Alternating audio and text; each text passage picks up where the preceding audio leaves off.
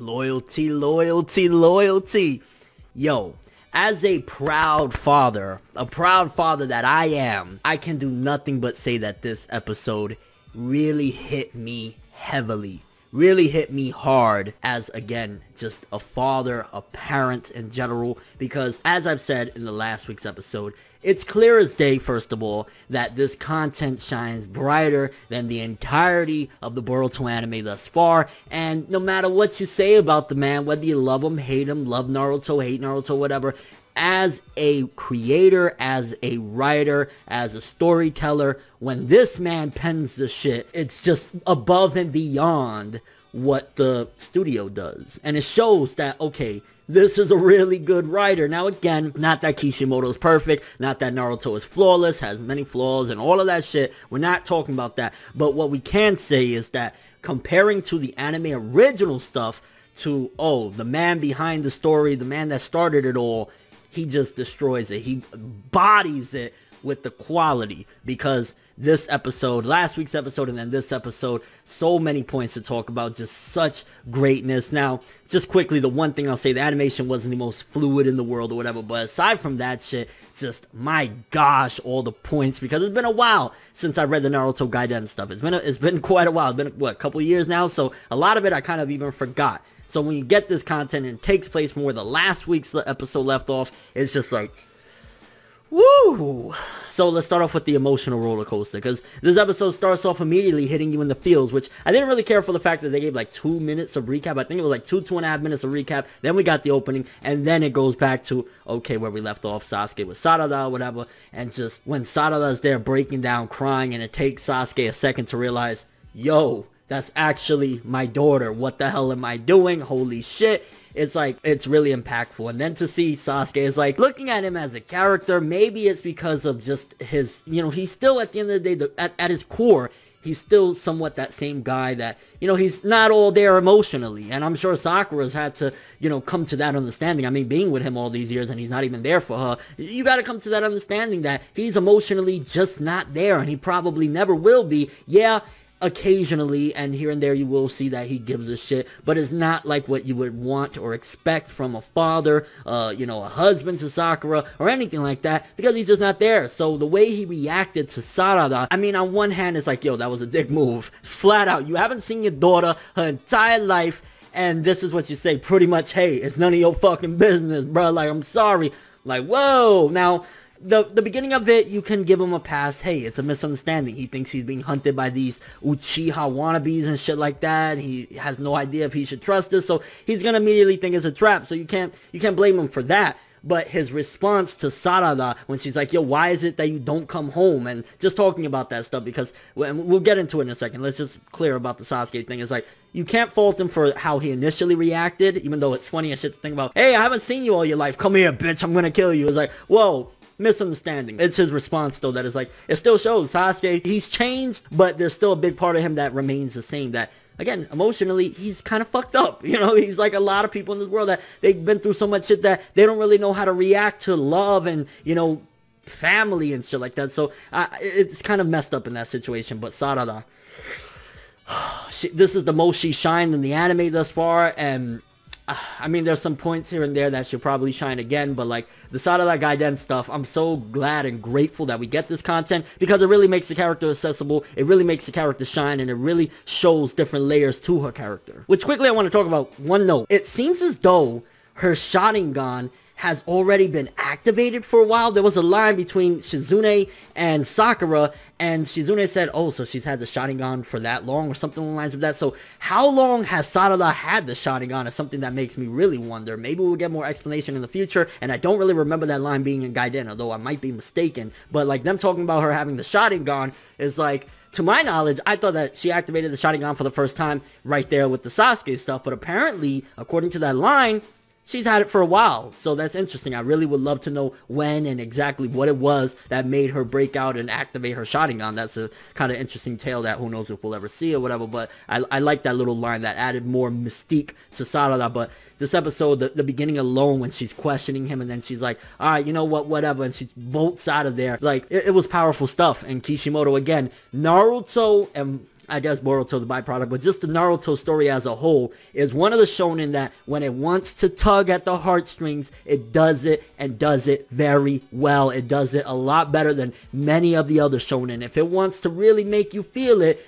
it makes you feel it. And the interesting thing about it from this perspective is, and I guess because I've grown up a lot being with the Naruto series, when I was younger, you know, I would have more related with Sarada, because, you know, I've had similar situations with my parents and stuff like that, and I would have been like, man, you know, why isn't mine around and shit like that. I would have related more. But now, as an adult, I more so kind of have that similar situation where I'm looking at it from a parent's perspective, in a sense of like, sometimes certain things stop you from doing the things you want to do, and it makes situations more complicated than it seems, because at the end of the day, Sasuke not being there is not that he's a deadbeat, you know what I'm saying? And I think most, you know, clear-minded people that actually give a fuck, they don't just walk out or not be around their kids for a particular reason. Sometimes you can't be around because of X, Y, and Z, and he's doing it in a sense for the greater good. There's things that, you know, he's on this mission for a reason, and it seemingly has to do with Kaguya. We even get that flashback of Naruto and Sasuke, and you get context as to why he's a quote-unquote deadbeat. So I guess in a way,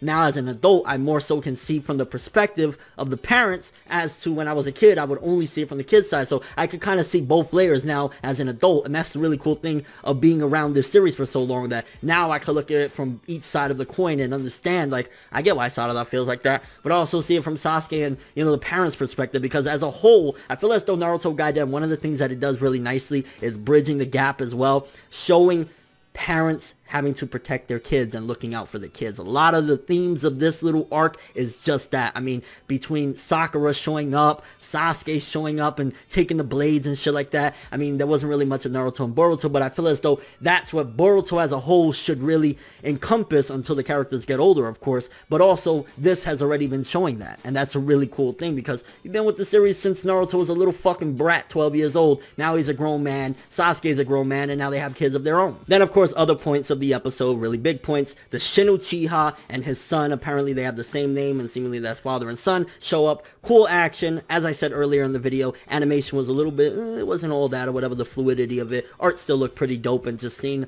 like all of the Sharingan and shit, it was like, yo, again, you know that's Kishimoto's writing because he loves that shit, but it was really cool fucking action. And you got Naruto protecting them and using the barriers and shit like that. Although, a point again, with the whole, you know, controversy of has Naruto gotten weaker since the war, Kurama is like, yo, that's pathetic. You got hit with a sword, which that was fucking, I ain't gonna lie. I remember in the manga, and even seeing in the anime again, him taking a sword through the stomach, I was like, whoa.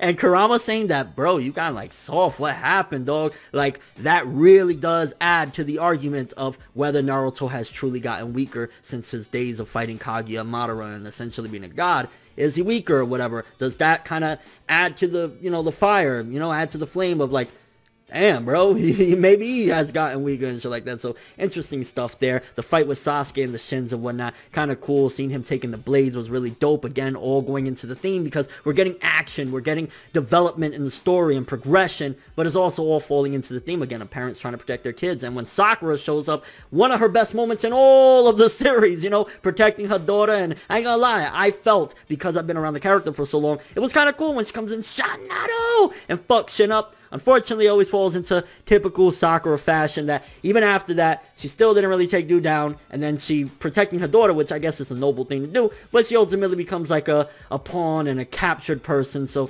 there's that. It's kind of like Sakura. Cool moment. I like that moment. Probably one of my top 5 Sakura moments in all of Naruto, which is kind of hard to point out a lot of Sakura moments that I really like, but it's there. But then she gets captured. And it's noble, protecting her daughter, but nonetheless, it's like, just pound his fucking head into mush. You know what I'm saying? Just pound him into mush. And the Shins, you can tell that they're not all that. Even with all the Sharingan that they have, they're definitely not cream of the crop, like, you know, Kaguya level. And Sasuke, if it wasn't for his daughter that he had to protect, and, you know, all the dirty moves the Shins were doing, probably Sasuke could have really taken him. And of course, they tried to jump him too, but it was an interesting fight. And overall, this episode, honestly, again, I said it about last week's episode, and I'll say it about this week's episode. One of my favorite episodes of Boruto, period. The anime, period. Like, I'm gonna be sad when we move past this portion, because, again, we got the movie readaptation shit, and I'm not really looking forward, even though there's gonna be some subtle changes, and there's gonna be some additional characters, and possibly some additional plot points or whatever. I'm still not really looking forward to it, especially as much as I'm enjoying this content. Episode, I believe it was 20 21 if I'm not mistaken,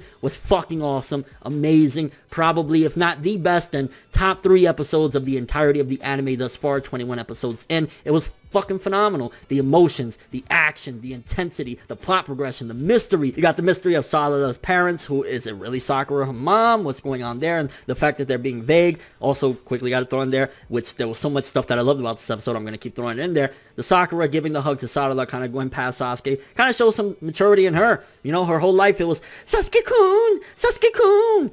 For her to walk past, nah, it's my daughter right now. I respect that. I like that. And again, it all maybe goes into the fact that I'm a parent now, so I understand it, and I love and appreciate that, because that's what I would do, you know? When it comes to sometimes, as much as you love your mate, you always have to put your children before them. And I like that Sakura did that. Maybe I'm going into my own personal life with that, but yeah, sometimes, you know, you got to do what's best for your kids, and sometimes you got to look at them more than you look at anybody else, and that's what I love about this arc. I honestly feel as though this is such a perfect point in my life for this to be airing, and maybe emotionally I'm loving it so much more too, because I'm going through a lot in my life personally, and you know, being a father and everything, and it's insane. I don't want to get too emotional, but I really love this fucking episode. Probably I would say, you know, fanboy aside or whatever, it is my favorite episode thus far, and I'm loving Naruto Gaiden right now. We still got a little bit more to go. Really curious what you guys think. If you're a parent or you're not a parent, what is your perspective on the themes of this? What do you think about the meeting between Sarada and Sasuke? Sasuke's answer, you think it still showcases a little bit of that emotionless or emotionally damaged person that Sasuke was and still is? Also, what do you think about Naruto? Has he gotten weaker that he took that blade? I mean, again, it was a little cheap trick, but would the old Naruto have fallen for that? Gotta ask yourself that. Also, the action with Sasuke and Sakura's moment, is that one of her best moments in the entirety of the series? And do you think that it still kind of fucks up because, hey, she got captured at the end? And your overall thoughts to the episode? Honestly, I absolutely loved it.